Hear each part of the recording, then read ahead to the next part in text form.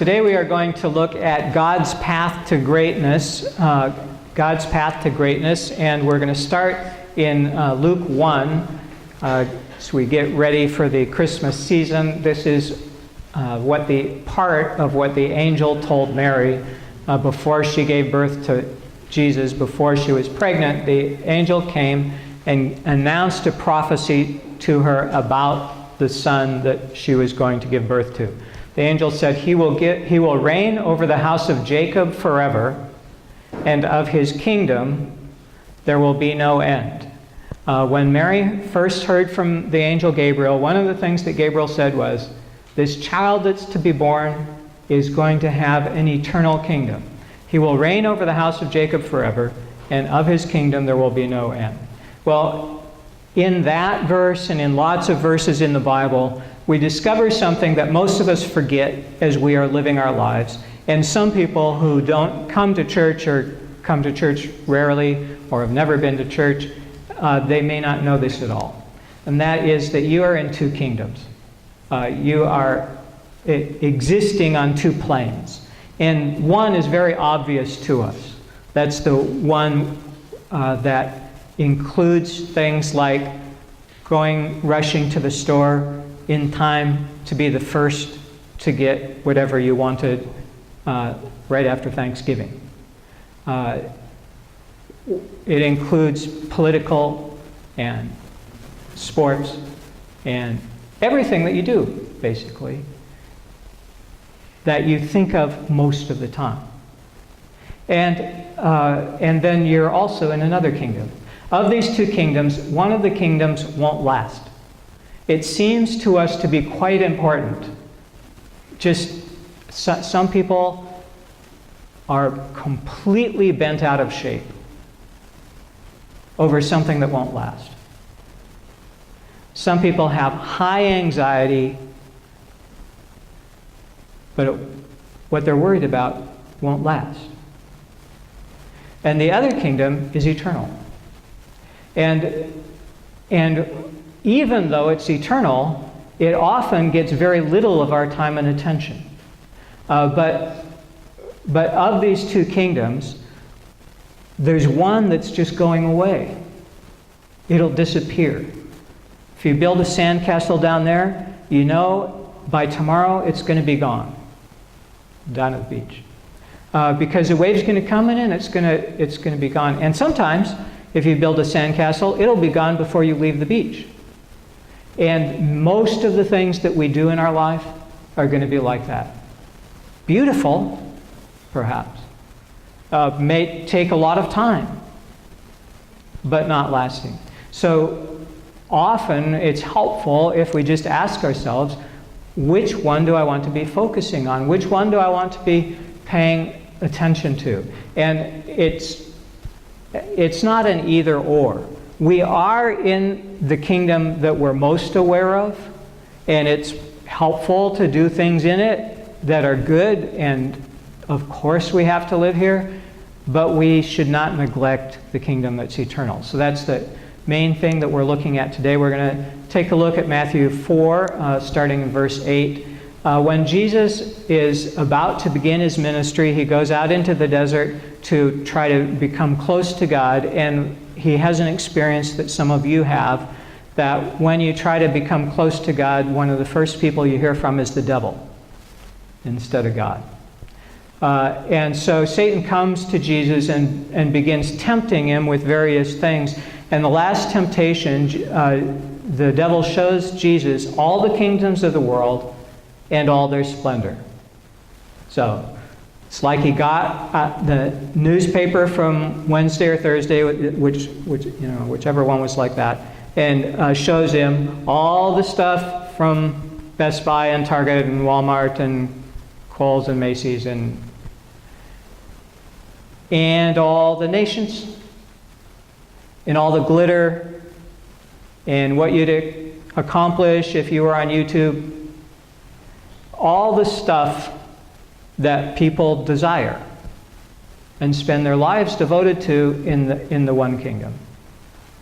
Showed them all the kingdoms of the world and their splendor, and said, all these I will give to you if you will fall down and worship me. So if you want to know, well, I know that this kingdom is going away, but it still has appeal. It must have some value. One way you can take a look at its value is, how does Jesus value it, and how does Satan try to present it? And the accuser of your soul says that all the value of the world he will give up.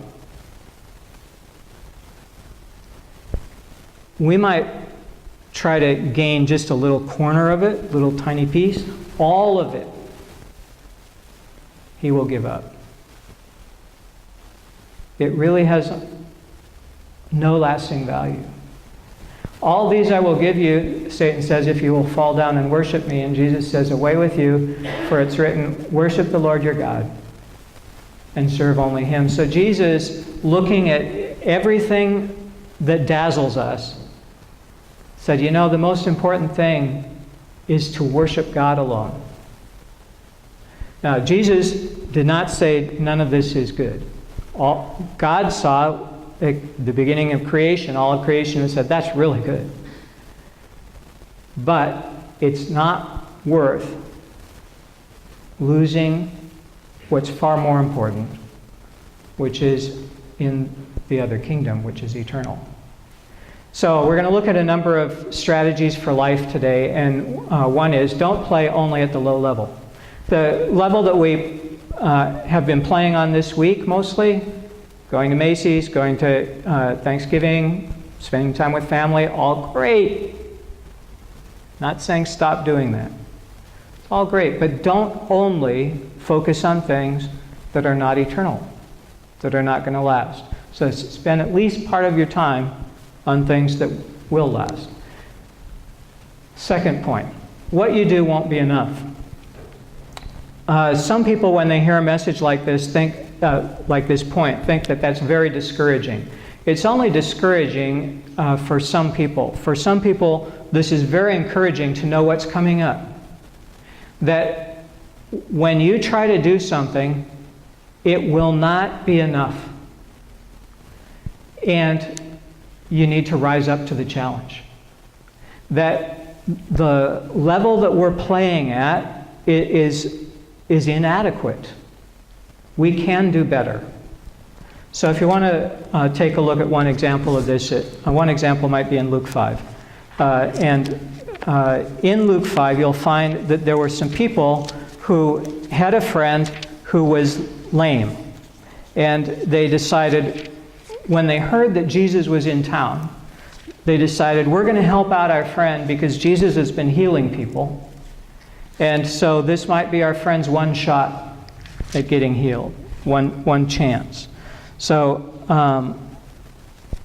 Luke 5, starting in verse 17.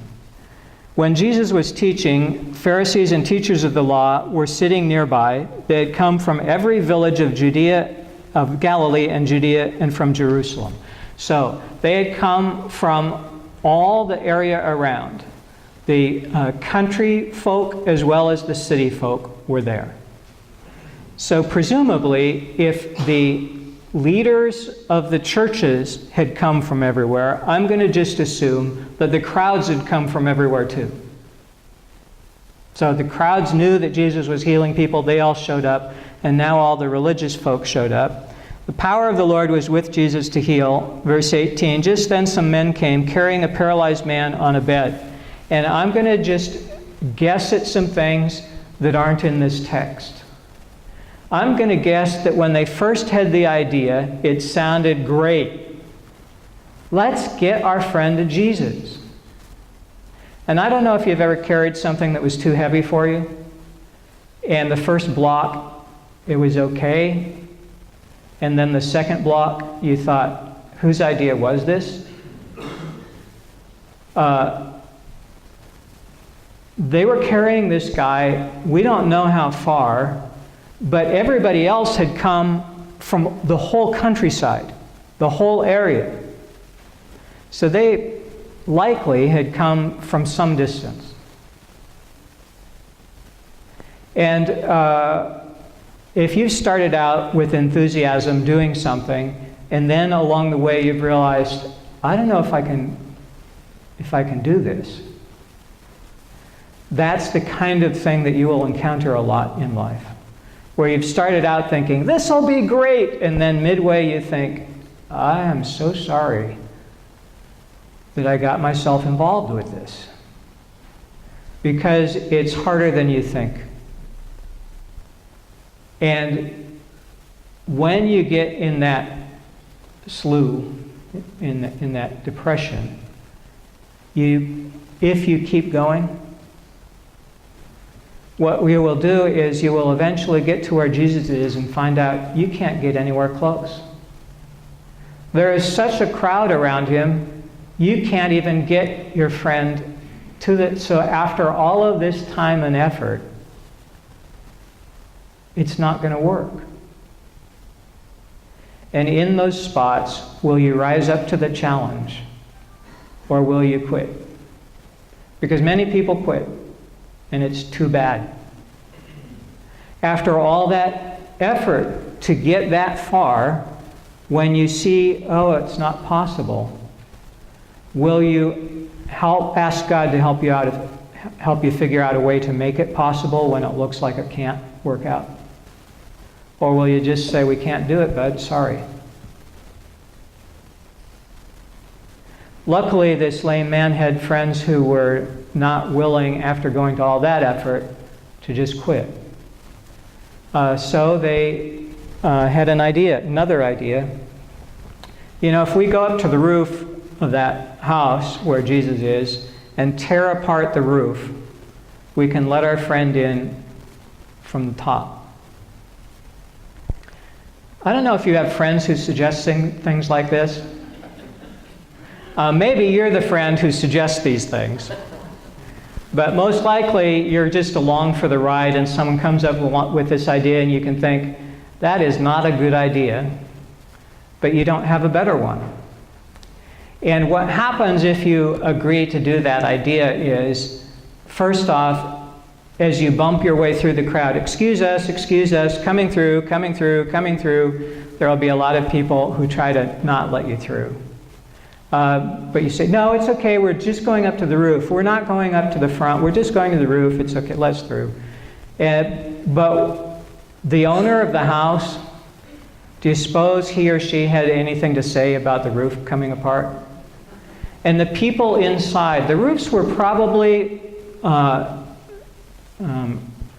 had mud, dirt, possibly things that were growing on the top of the roof. But they were definitely organic. And so as the roof is coming apart, there's people down below who, can I see the hands of people who have said, you know what I really would like to do today is get more dusty and dirty. It's not, there are some people I know, but most people don't think, you know, I really would like to have to wear a mask today because the air is so bad. Because there's things falling. And so among the people surrounding Jesus, as the closer they get, the more words they're going to have, stop that.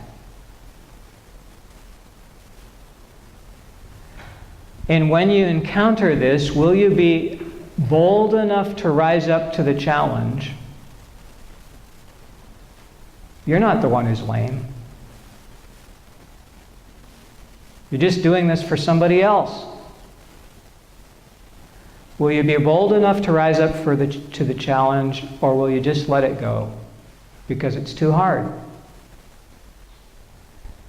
Luckily for this lame man, they completely tore apart the roof with a hole big enough so they could lower a bed.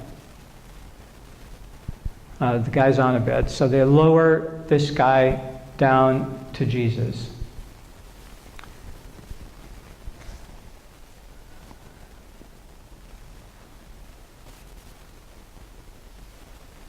Verse 19, finding no way to bring him in because of the crowd, they went up on the roof and let him down with his bed through the tiles into the middle of the crowd. I spent a day repairing tiles, so I have some empathy for the owner of this house. When Jesus saw their faith, he said, "Friend, your sins are forgiven you."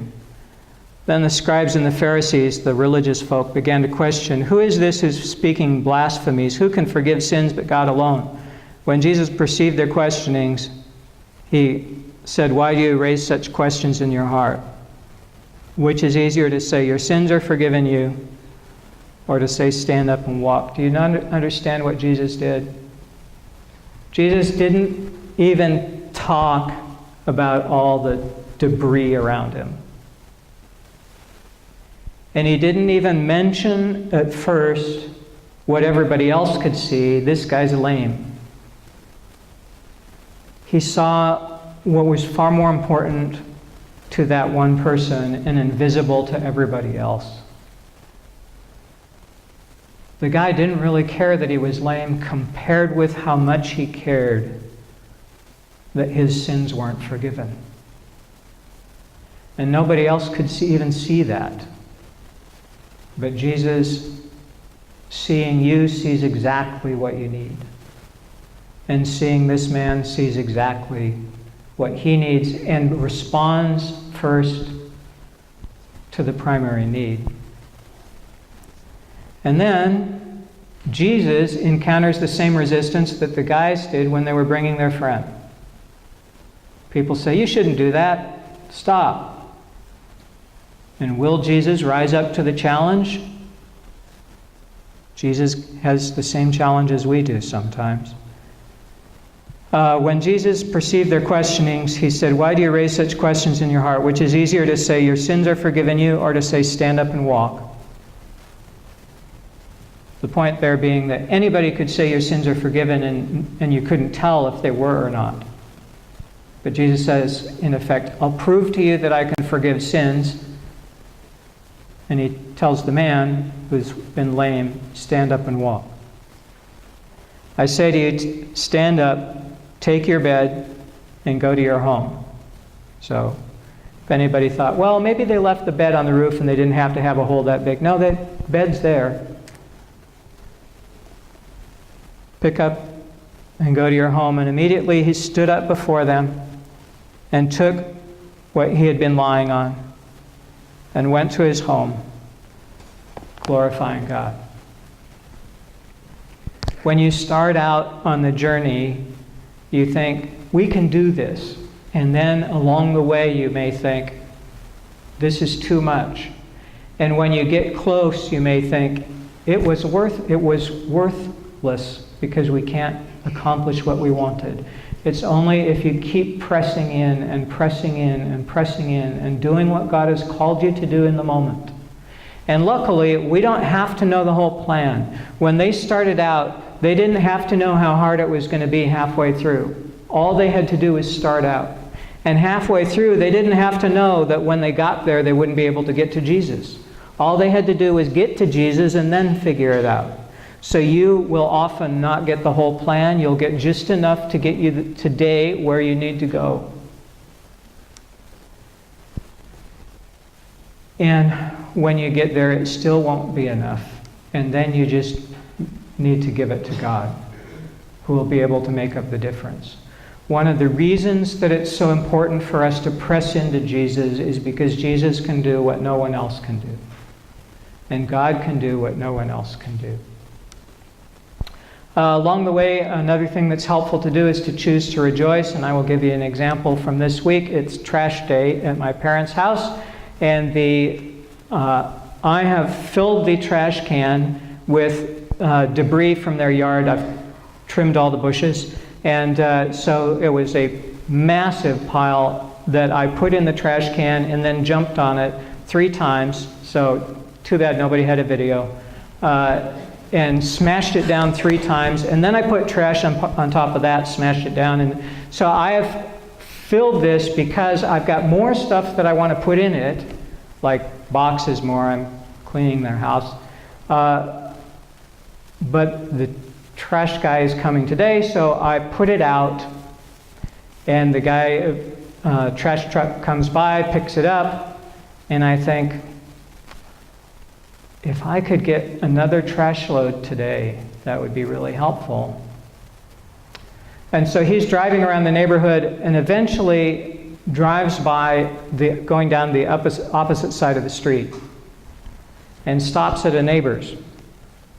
I know in the instant I could take $20 out of my wallet and run to see if he will take the trash can one more time. I've already filled it up again, and I've got much more to put in it after that. If you have a good idea, there is always a window of opportunity that closes. And sometimes those windows are open for decades. And sometimes they're open for seconds. I had the idea, thought, I should do that. And he drove off. Now, I had enough time before he drove off, it just wasn't much. I could have run after him. And I thought, well, maybe he'll be by again. But some windows, when they close, they're closed. So I spent the next 2 days just trying to remind myself, the next time I have an idea, I'm going to run. The next time I have an idea, I'm going to take action that instant. And finally, after I wanted to embed that in me because I'm slow to take action sometimes, and I need sometimes to run when nobody else is running. But eventually I realized, this is Thanksgiving season. I need to start rejoicing. I do want to remember this, but I do not want to just only look on this as a problem. So I'm going to thank God even though things didn't go the way that I wanted, even though I think I could have done better. I'm going to thank God for my failures as well as the things that I've done well. I'm going to thank God even for this trash can that is full, and right next to it, the huge pile of trash that has to go into it, but I won't be here to do that because the trash only gets picked up on certain days. Within 5 minutes of my deciding to rejoice and starting to rejoice about that, a neighbor drove by in a golf cart, because that's what they drive around there, and said, I see all that pile of recycling material. Are you taking that to the recycling place? And I said, I didn't even know there was one. Where is that? It's just 2 blocks away. There are times when, if we will just switch to being thankful over the things we don't like. I'm not talking about being thankful over the things that are good. Hopefully you're doing that, at least. But I'm talking about thanking God for the things that, according to your scheme of things, have not worked out. The things that weren't what you wanted. Thanking God for those things. Sometimes the instant you choose to change, the possibilities around you also change. That huge load of trash in my parents' garage that wouldn't get taken care of because I couldn't wait for the next trash day, almost all of it went to the recycle.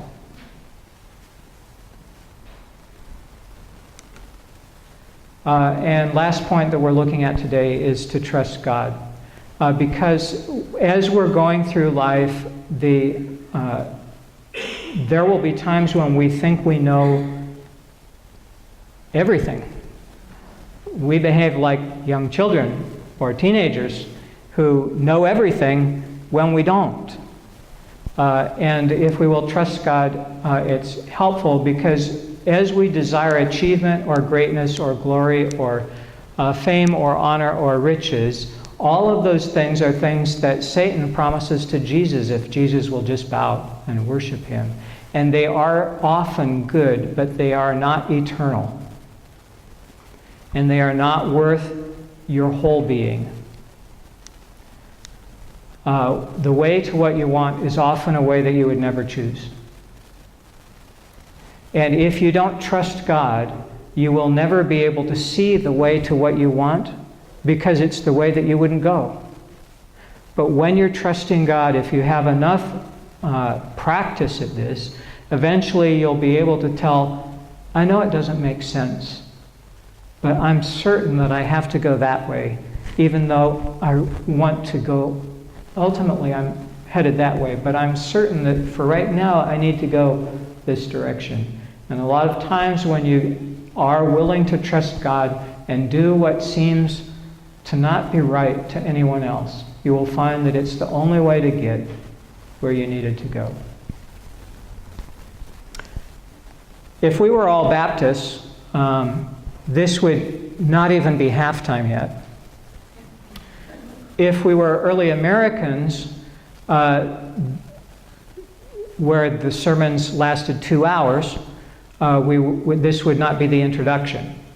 And in charismatic service, I have been in services where the person preached a full message and then sat down, and I thought it was over because I'm a Lutheran, but that was just the introduction, and then after the offering they got up to give the real message. If we were in one of those churches, there is a lot to say still that would be helpful. On this last point, if you have time this week, checking out Isaiah 52 and 53 and Philippians 2, both in your program, the starting verses, but check everything around them. You will be able to see that the way to where you want to get is often a way that does not look like it will work. But if you will trust God, God will be able to use the few things you are able to bring in your life and use those few things in this kingdom to accomplish things you cannot imagine in God's kingdom. We're going to take a moment for prayer. Why don't you stand?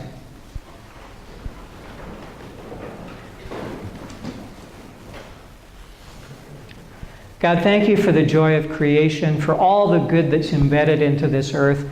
And there are so many things that we're just so grateful for, things that we're so glad we can participate in. And we know that it doesn't last. So thank you for it. But help us also to spend our lives, or parts of our lives, on things that matter for eternity, and things that will have lasting value, and not just the things that will fade away as the years go by. We thank you and we praise you for your mercy for us and for all the earth. Amen.